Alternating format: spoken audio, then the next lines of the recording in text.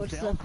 Make sure you guys subscribe. This is my third video. Didn't know they're obviously underperforming a little bit. Let's see how the game plan's chance to change today. And in 12th, I'm looking there, Queasy and Nas Thomas HD. A lot of people would have thought that these guys would have won overall the entire tournament. But so far, they've been contested by Nate's team in Kenny Corner, which I'm not really surprised by. That drop spot is really, really powerful. And thinking you're going to get uncontested in this kind of region is rough because it's very, very rarely like that. So for them, it's tough to see them being in 12th when they could have potentially won, but it's the lay of the land. It's the drop spot they picked.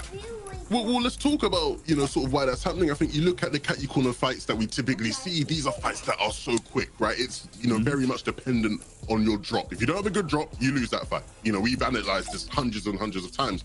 But the fights that we saw, at least whenever we see on the broadcast, typically more long drawn out fights, not as reliant on drop, right? The team's both taking things a bit slow, and sometimes that plays in your favor, sometimes it doesn't. And unfortunately for Queasy, it just hasn't really played into their favor, even though they are in theory one of the better teams in this lobby. Yeah, absolutely. There's one more trio that we'll come back to that I'd like to touch on. This very similar. Really quickly, let's do a drawing board, okay?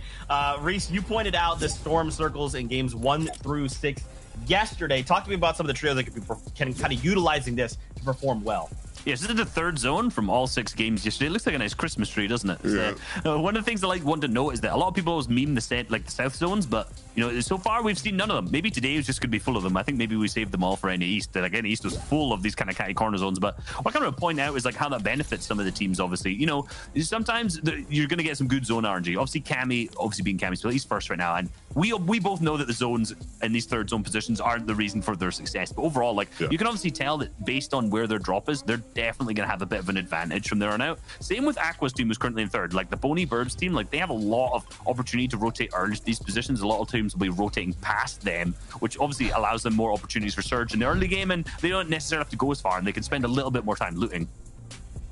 I think some of the zones have been really favorable to these teams. I think a big thing to sort of almost think about is with these zones maybe not being as grueling as some others we've seen in different competitions, you'd expect actually certain teams to maybe be doing a bit better, right? Maybe you'd expect teams from the northern areas to maybe be a bit higher up in the standings, which really hasn't gone their way for the most part. But yeah, we talk about zones a lot. I think zones are very important. I think maybe people rely too much on zones in terms of, talking about, oh, well, we did bad because we didn't get many zones. And yeah, maybe that can affect you and stop you from doing as well as you maybe would have thought you could. But ultimately, these are things you prepare for. You play hundreds of hours of scrims and practice to be able to understand different zones and the way they all play out. So I'm looking forward. Hopefully we don't get all, 6 South zones and people can meme about that. But as the person that writes the script, I can't guarantee that won't happen. So we'll see what happens when it comes to this. Is like Kirianji's team, right? When you look at these zones, because they're relatively central, you've got to think they're probably, it was worse, but they're 5th so far, They've managed to win game 4 and 5, which as you can see are the 2 kind of westmost, which is the zones that have probably benefited them, but I don't necessarily think that's why they've won at all. They've managed to play really well through all of the remainder of the other games too, so it's just because they're not getting that favorable zones for them, it's you're still very easily able to perform up to a top level and currently be 5th. Yeah, absolutely. Now let's talk about one of these trios. So we kind of touched on trios that aren't performing well, and you guys actually talked about them on the leaderboards. It's Tayson, it's Reason, it's Chapix, right? Everyone knows at this point, Tayson, Reason, names synonymous with greatness, but they haven't quite performed up to the level we would anticipate it yet. But this is a brand new day. This is a fresh start, Levin. So how do we think they could kind of change things up going into today? Well, I think the big thing is when you look at this trio, right, is at any given day, either one of these guys could be called the best player in the world and you'd believe it. And not a lot of trios, even not a lot of the top trios have that same privilege. But you can see in moments like this, they aren't clicking. Things are sort of falling apart. Things weren't working yesterday. The identity of this trio seemed to be lost. And I think they very much understand that. They very much have worked on that. I've spoken to Reason. He said he VOD reviewed for 5 hours. I don't know where he found the time to VOD review for 5 hours after yesterday. But he said that they said that they're going to switch things up in terms of their play style and what they actually do when it comes to strategically rotations, all of these things. And so I'm looking forward to seeing a new version of them in day 2, because this is a team that many people expected to do much better. I know, Reece, you had them predicted at 2nd place, right? So they should be doing a lot better. Yeah, I'm looking for it in day 2. I'm looking for the comeback. There's 6 games total. It'll be rough for them to see if they can try and pick up like a first overall, because obviously they are exactly middle way basically throughout the leaderboard so far. So it will be tough to see them have such a huge comeback. But like you mentioned, like they are an all-star team. Like they're a team that has full potential players, like you mentioned, be the best in the world. And we often see these teams not necessarily working out so well when it comes to these lobbies because they don't fill the roles that they necessarily need to. Yeah, and I think the big thing will be, sort of that bounce back in the mentality, right? The biggest fear in any given tournament, especially across multiple days, is can you reset mentally?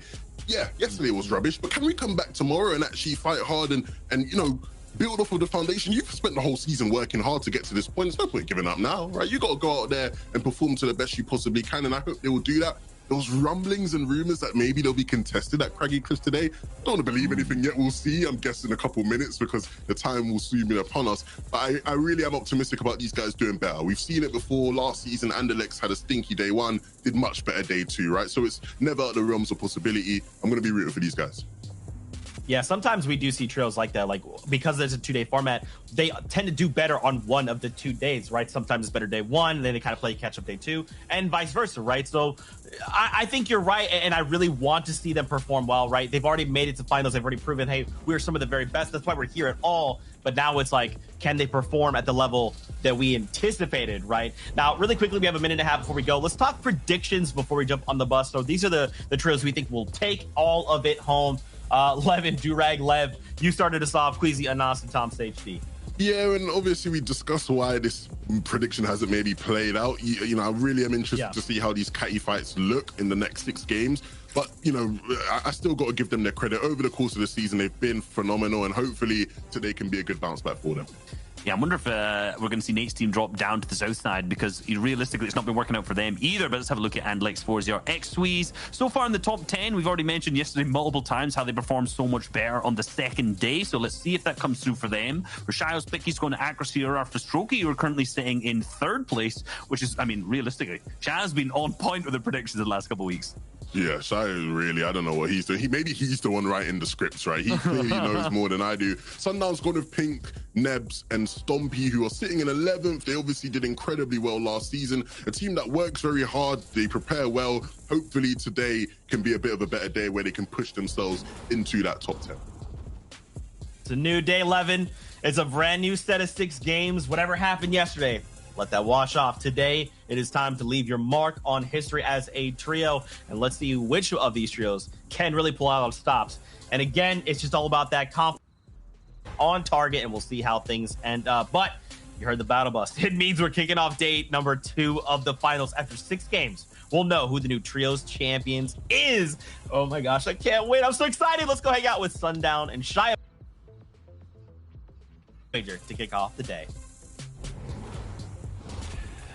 Thank you so much, Zeke, Levin, and Reese. 6 matches down yesterday. We've already given out Acts of Champions in 3 regions, and EU is going to kickstart the action yet again here on day 2. My name's Sundown, joined by Shao Wager to call all the action. Absolutely, Sundown. Day 1 gave us a story we haven't really seen in EU so far. A leader with such a huge lead that everyone is now playing catch up. Can they hold on to the race? That's Steady, Kemi, and Teak towards the top, or will they falter on day 2 when everyone else has a fresh mental reset? And realistically, too, we're going to be looking. We talked a little bit yesterday. If you joined us again for the first time, welcome. Also, if you're in Party Royale, what's up, Party Royale? How you doing? It's nice to be back wherever you're watching. Twitch, YouTube, Twitter, TikTok. Thank you for tuning in to catch all this amazing action. Yesterday, we kind of talked about that being the first installment of the story. Well, it's really kind of building up towards that final climax because they built up such a huge lead that they could get that crowning moment where they save the city, they get the Acts of Champions, they walk away with all of the riches, rather than happening in kind of a game 11, maybe game 12 moment where we've seen a lot of past FNCSs. It'll flip over, and then right off the bat, yet again, Shio. I mean, yeah, we want to tune in with these guys, but the action doesn't stop on over at Believer Beach as Jonathan Arian Lee just butting heads for what felt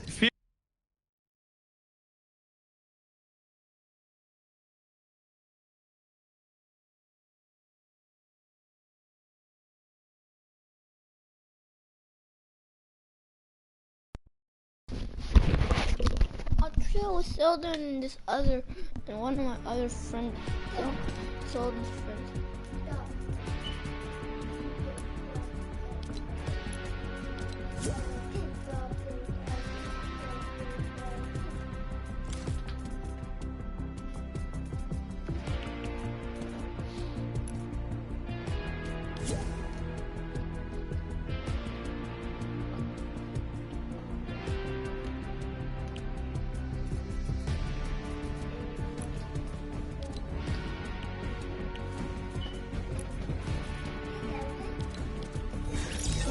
The wheels of the bus go round and round.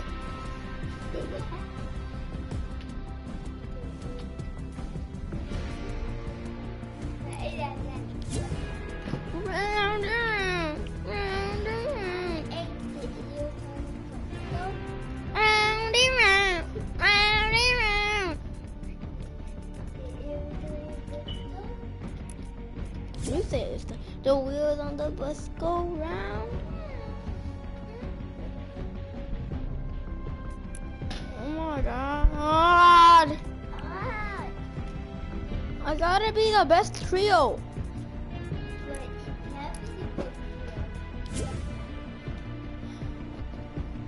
Go and hop on. Yo, Hunter.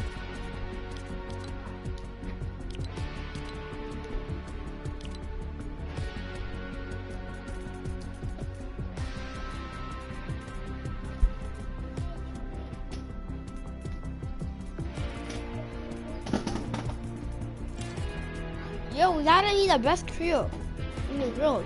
That's what they just said in the event thing. Why do you always...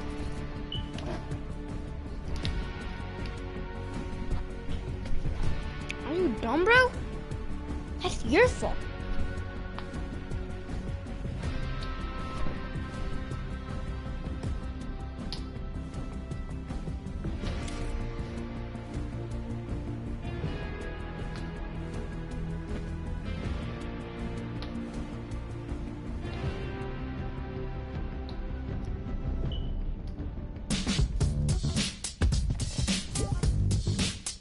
Stop doing that dumb emo.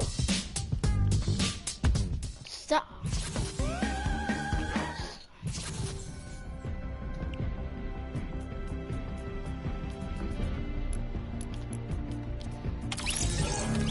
I go round and round.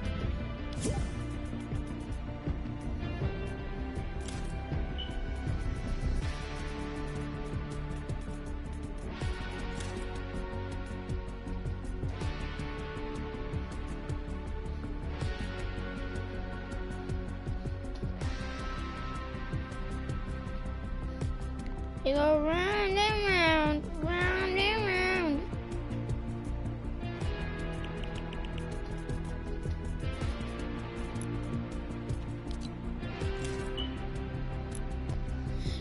Yo, we gotta be the best trio. We gotta be the best trio. We invite someone. Why does everyone keep leaving? My own trio. Yeah, we have to win after. We have to win at least 5. We have to win at least all 6 or 5 games. I go round and round, round and round. Who? I go round.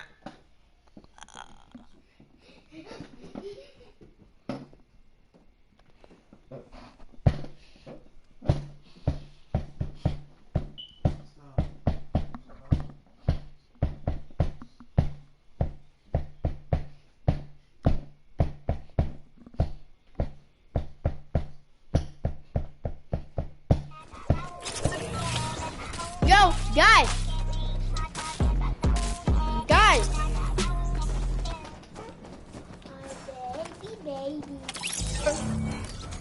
Guys, we gotta be the best trio. Shush. Who?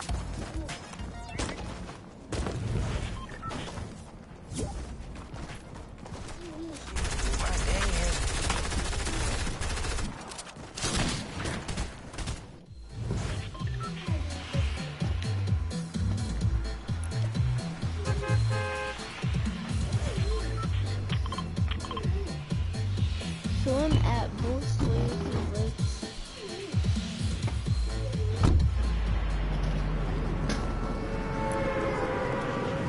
Out of it. Can you spin my chair and make it look normal, please?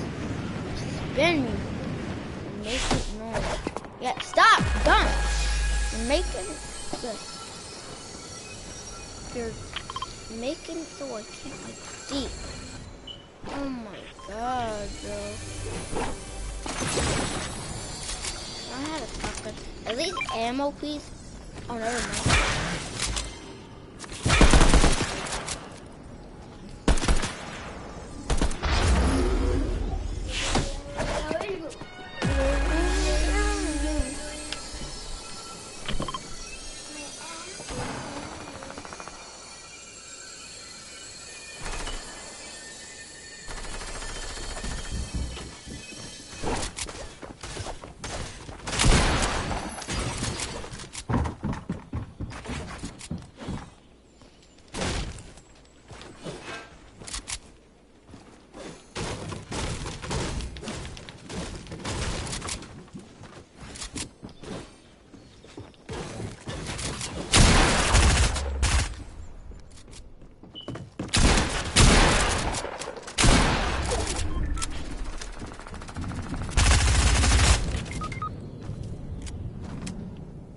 So, what happened to our other teammate?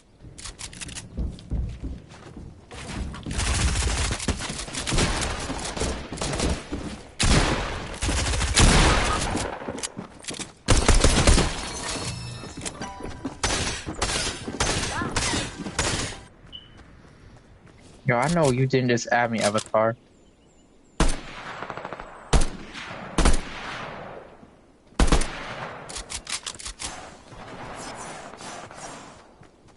If you clutch this Avatar, I'll add you back.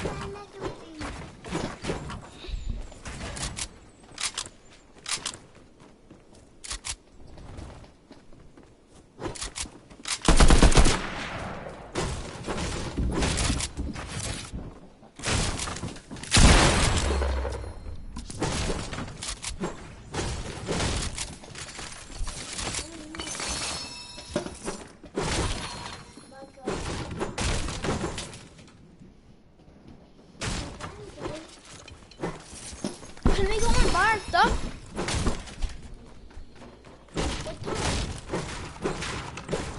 What?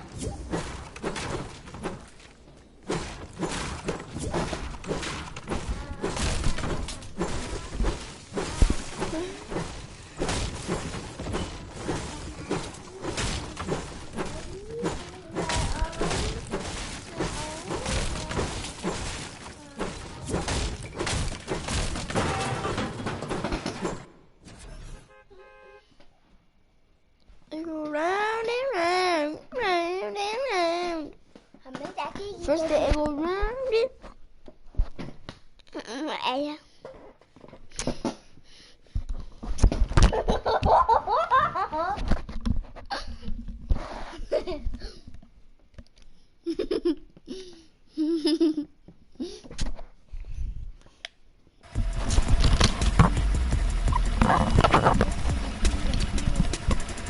Yo, I'm live.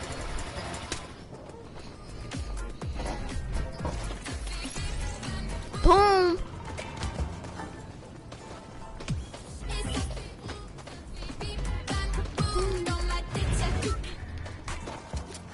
People want to dab it up at least a hair bomber.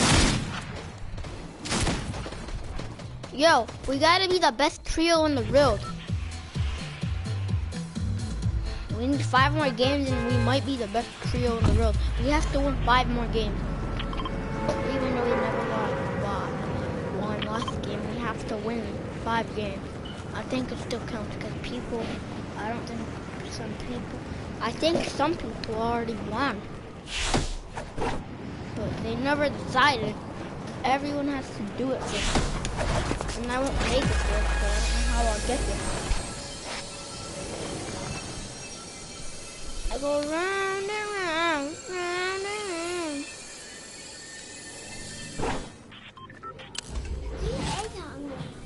Why do you like that song? I go round and round. That's my little brother's favorite song. That's my baby brother on. I go round and round. I go round. Stop!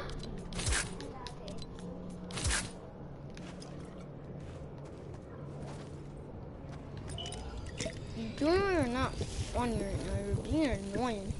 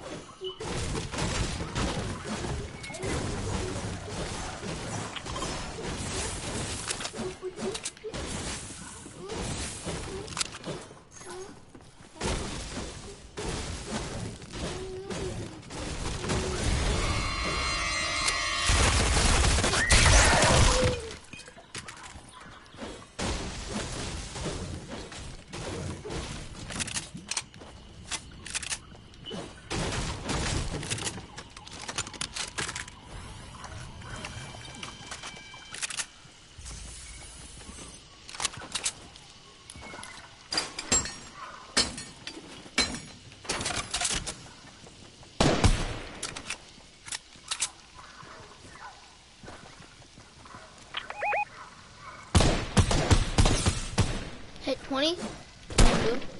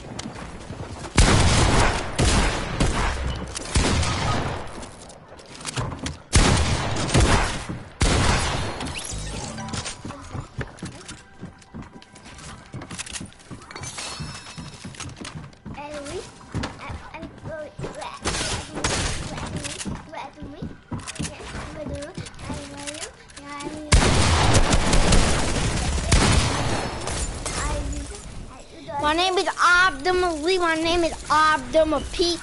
Abdul Malik. My name is Abdul Peak. My name is Abdul Malik, and my name is Abdul Peak. My name is Abdul Malik, and my name is Abdul Peak.